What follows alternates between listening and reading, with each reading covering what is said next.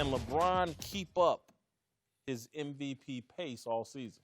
He will sustain this pace, which can be MVP numbers, but he won't win the MVP.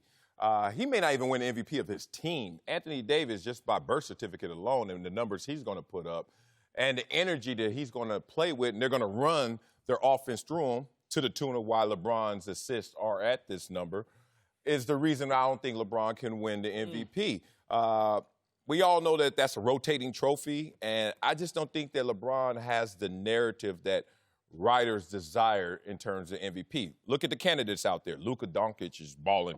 Dame, Giannis, AD, as I mentioned. And when the writers are empowered to make that vote, they like to empower someone with that MVP status. LeBron's already the king. LeBron has the house on the hill and built another one next to it.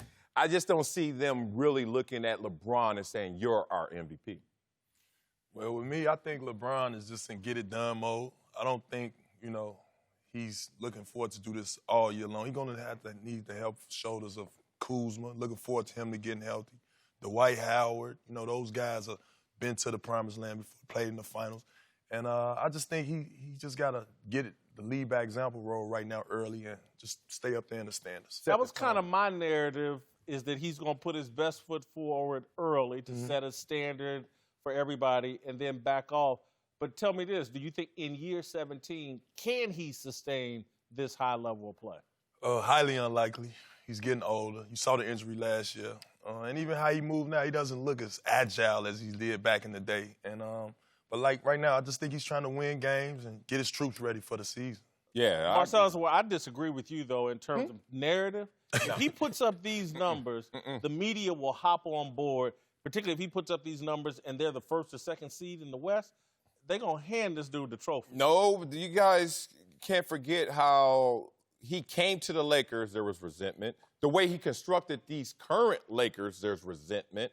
And there are other guys out there like James Harden, Kyrie Irving on top of the other guys that I've listed that just seem like they're better supported in terms of story with LeBron. When he's going to have a shared experience at best with Anthony Davis in trying to win this award for the team and for the league. So, as you said, LeBron's agility does look a step down. It's still the bully ball, but mentally you think you could guard LeBron. But physically you get out there and those physics take over. You're like, damn, he's still big. But he's not moving the same, and I think there's going to come a time during this marathon where he has to go in coast mode. And in that coast mode, those numbers will suppress, and then there goes your MVP. I can see the assists stand there. I can see the rebounds. That scoring, it might fluctuate, because you're going to need help from those other guys. Get those other guys confidence. You want Kuzma feeling good. You want Dwight and them feeling good, So I think he's just pacing. I tend to suspect he's going to back off, but I can also see a path where, particularly with Paul George coming back on Thursday, I think that Clippers monster is just going to be too much. And to me, winning the MVP in year 17 would be a great deodorant if they don't do well in the postseason. And I could see LeBron going for it. And I just think the backing by Nike, LeBron's got most of the media on lock. Anytime anybody criticizes LeBron, the media gets all weak in the knees and blah, blah. LeBron can win the MVP by narrative, by his control of the media, by Nike support. And in year 17, if he puts up numbers like he did in 2013, hell, I think he should win the MVP. There's no I in team, to your point, but there's a me in team. And if LeBron hits the switch and says it's about me, year 17, that narrative over what the team needs, which is LeBron save some of this, because look at the West. Because of all the duos, no longer just these super team, but dynamic duos, the wealth has spread. I mean, you talk about the Clippers, you got Utah sitting there, Portland, Houston, and I know I'm forgetting some teams. It's going to be tough sledding just to get to that position. I think Harden-Westbrook duo will work long term. Oh, I think it will work, but I think it has its limits in terms of team success. But their relationship is going to be great. I mean, these dudes knew each other in 5th grade off Slauson and Crenshaw. You know what I mean? Like, their relationship is going to cut through philosophies and schemes because they're going to always pull in the same direction. So with that Western Conference that I just listed, all those tough teams that are in front of them in terms of power rankings, it's going to be difficult for them to have team success, even though their relationship will continue to blossom. What I like about what Westbrook is doing, he's not demanding the ball. He's not having it in his hand at all times. I'm seeing this guy continue to attack the offensive glass. I'm seeing him backdoor cuts. He's running in transition. He's getting lobs.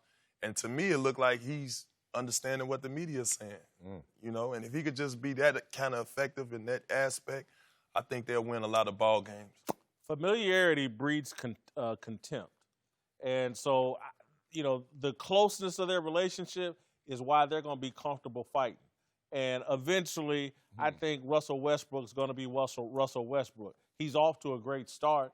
He's listening and doing the right things. But at the end of the day, Russ loves to have the ball in his hands. Russ is the ultimate alpha dog. He plays with an anger that, you know, I think off the ball, that anger works well. Once he has it in his hands, I think it affects his decision-making. Eventually, to me, Russ is going to revert to the norm, what we've seen all along.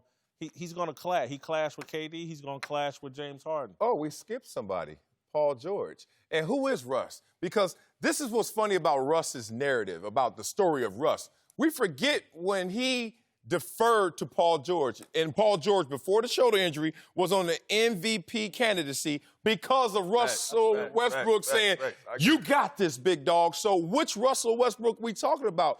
And that's unfortunate for a guy who's like, I've done this before, and y'all acting like it's brand new. So I don't think he reverts to anything. I think he continues to do this. It's just I think there is a ceiling because of the dominance of other teams in the West.